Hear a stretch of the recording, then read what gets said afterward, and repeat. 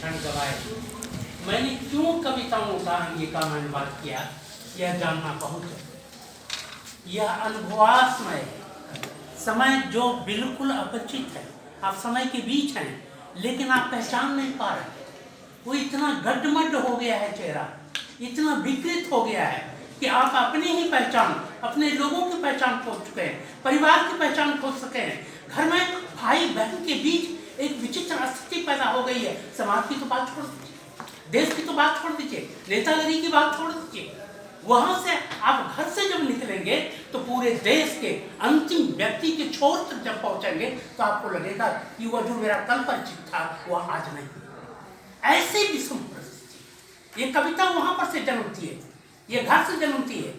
मैंने योगेंद्र जी की कविताओं को जब अनुवाद करना शुरू किया तो मुझे लगा कि ये तो मुझे कविता है। अब जब इन कविताओं को पढ़ेंगे तो लगेगा कि मेरे घर में योगेंद्र जी कब आए और मेरे घर की बात कैसे इन्होंने जानी। यहाँ पर से इन्होंने कविता शुरू की कि हर व्यक्ति की बात है इनकी एक एक कविता में। आप देखेंगे योगेंद्र जी उसमें खड़े हैं। मैं फिर एक बात कहूँगा कि अनुभव और अनुभूति में अंतर है। अनुभव से आप बहुत सारी बातें कर सकते हैं, आप मिल रहे हैं, ये अनुभव की बात है, हम दिमाग में रख दिया, कल भूल जाएंगे। लेकिन जिस तरह से आपका ध्यान कुलपति जी की बातों के प्रति बहुत केंद्रित था, जब हम अपने दिमाग में रखेंगे और मुझे लगेगा कि नहीं, एक समय है, ऐसा भी अभी भी है कि लोग किसी के प्रवचन को, किसी की बात को इतनी गंभीरता से और अपने सीने में हम उतार लेते हैं, वो मेरी बात हो जाती है तो वो अनुभूति हो जाती है। तो कविता और अनुभव और अनुभूति में इतना ही अंतर है। इस चीज को हमेशा याद रखें कि इनकी कविताएं अनुभव की नहीं, अनुभूतियों की कविताएं हैं।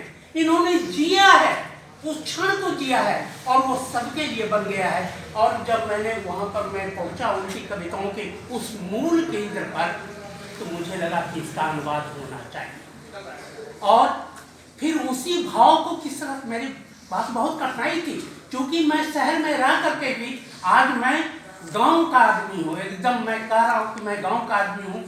हमारी उम्र 75 से ऊपर हो रही है,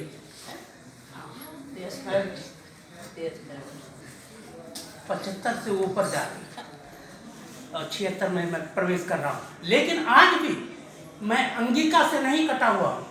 हमारे मैंने इसी महाविद्यालय से पास किया है। मैं हमारे महेश्वरी सिंह महेश जी गुरुदेव हुआ करते थे, लंदन में जाके अंगिका बोलते थे, मैं तो भागलपुर में ही अंगिका बोलता। तो अंगिका के शब्द, अगर आपके पास शब्द नहीं है, आप हिंदी के विद्यार्थी हैं, अगर हिंदी आपके पास शब्द नहीं है तो आप अपने भावों की अभिव्यक्ति नहीं कर सकते। आप डॉक्टर के पास जाएंगे और कहेंगे कि पेट में दर्द हो रहा है, डॉक्टर पूछेगा कैसा दर्द है, तो आप क्या कहेंगे? शब्द नहीं है तो आप कहें कैसा कैसा ना दर्द कर रहा है, तो डॉक्टर क्या समझेगा कैसा कैसा क्या दर्द होता है? आप तो बताएंगे ना कि मीठा दर्द होता है, ऐसा होता है, ऐसा होता है। तो शब्द अनुवाद इतना ही कठिन होता है कि बिल्कुल आपको कहना है उसी तरह से जैसा कि योगेंद्र जी ने सोचा है। आप उसको अगर हूबहू उन्हीं शब्दों में नहीं व्यक्त कर सकते तो मुझे लगता है कि आप समर्थ नहीं। एक हद तक मैं दावा नहीं करता हूँ कि योगेंद्र जी की अनुभूतियों को मैंने अपने अनुवाद के द्वारा हूबहू आपको पहुँचा दिया है, हमारी कोशिश रही है।